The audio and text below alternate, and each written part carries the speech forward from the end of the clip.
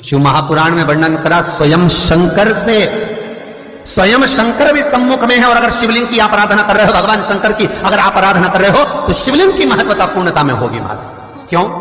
शंकर मिलने आएंगे तो अकेले हैं, पर शिवलिंग की आप आराधना कर रहे हो तो ब्रह्मा, विष्णु और महेश ये तीनों उसी में है। एक शिवलिंग में आपको पहले भी कहा है कि शंकर का शिवलिंग जो होता है, उस शिवलिंग में नीचे का भाग ब्रह्मा है, मध्य का भाग विष्णु है और ऊपर का भाग शिव है। उसी शिवलिंग में स्वयं मां जगज्जननी जगदम्बा विराजी है, उसी शिवलिंग में गणेश विराजे हैं, उसी शिवलिंग में कार्तिकेय विराजे हैं, उसी शिवलिंग में भगवान शंकर की 5 लड़कियां जया, विषहरा, शामरीवारी, दो तली देव ये विराजी हैं। उसी शिवलिंग में शंकर भगवान की छोटी लड़की अशोक सुंदरी विराजी है। संपूर्ण परिवार और 33 कोटि देवताओं का जो आराध्य देव है ब्रह्मा, विष्णु, महेश, वो तीनों शिवलिंग में है। ये पूरे भूमंडल पर, ये पूरी पृथ्वी पर शंकर जी की बड़ी बड़ी मूर्तियां नहीं मिलेंगी मंदिर के अंदर। राम जी की मूर्ति मिलेगी, भगवान कृष्ण की मूर्त मिलेगी, जगदम्बा दुर्गा भवानी की मूर्त मिलेगी, दत्त भगवान की मूर्त मिलेगी, शनि महाराज की मूर्ति मिलेगी, नरसिंह भगवान की मूर्ति मिलेगी, पर भगवान शंकर की कोई मूर्त मंदिर के अंदर नहीं। शंकर का शिवलिंग मंदिर के अंदर मिलेगा। क्यों?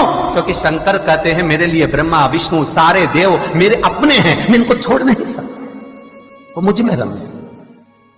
पार्वती मैया कहती है भोलेनाथ में समा। दुनिया के लोग कहते हैं, मेरे पास में अभी कुछ समय पहले नारद जी आए थे, नारद जी ने कहा क्यों उस भंगेड़ी से शादी करते हो, क्यों उस गंजेड़ी से शादी करते हो?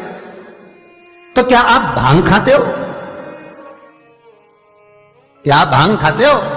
शंकर भगवान बोले नहीं पार्वती, दुनिया खाती है, मुझे तो भोग लगाती है, तो तुम कुछ बोलते क्यों नहीं हो? कि दुनिया के लोग तुम्हारे सामने भांग रख देते हैं और तुम कुछ बोलते नहीं। अरे पार्वती क्या बताऊं, समुद्र मंथन में जब विष निकला, उस विष को मैंने पिया, पीने के बाद मेरे मुख से कुछ बूंदे जमीन पर गिर गईं। कैलाश पर्वत पर बूंदे गिरी, सांप और बिच्छू ने ले ली, कुछ बूंदे जमीन पर गिर गई, जिससे पौधा उत्पन्न हो गया भांग का। कोई दर्शन करने कैलाश पर आ गया, भांग लगी हुई देखी तो काट काट के ले गया, मेरे चरणों में पड़ी थी तो सोचा प्रसाद होगा, ले गया, घोट घोट के मेरे को भी पिलाए, खुद भी पी जाए। पर मुझे भांग प्रिय नहीं है पार्वती, मुझे भांग की प्रियता नहीं है पार्वती, मैं क्यों नशा करूंगा?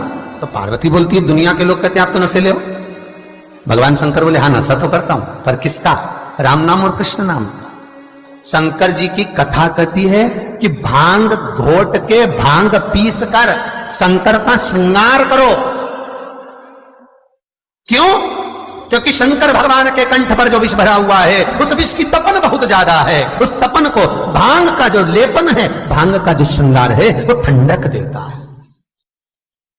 पर शिव महापुराण की कथा यह नहीं कहती कि तुम घोट घोट के पी जाओ। शंकर भगवान की जो जलाधारी है, बस उस जलाधारी का मुख उत्तर का होना चाहिए। घर में भी अगर शंकर भगवान का शिवलिंग रखते हैं अपन, तो शंकर जी की जो जलाधारी का मुख होता है वो उत्तर का होना चाहिए।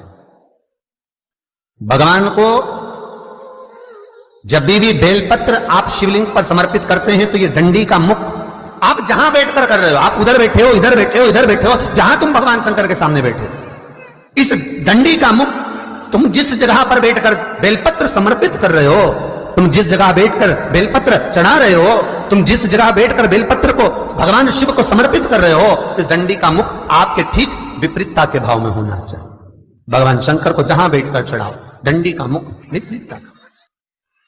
महाराज जब शमी पत्र भगवान शंकर को समर्पित करो, तो शमी पत्र की डंडी का भाग आपकी ओर होना चाहिए।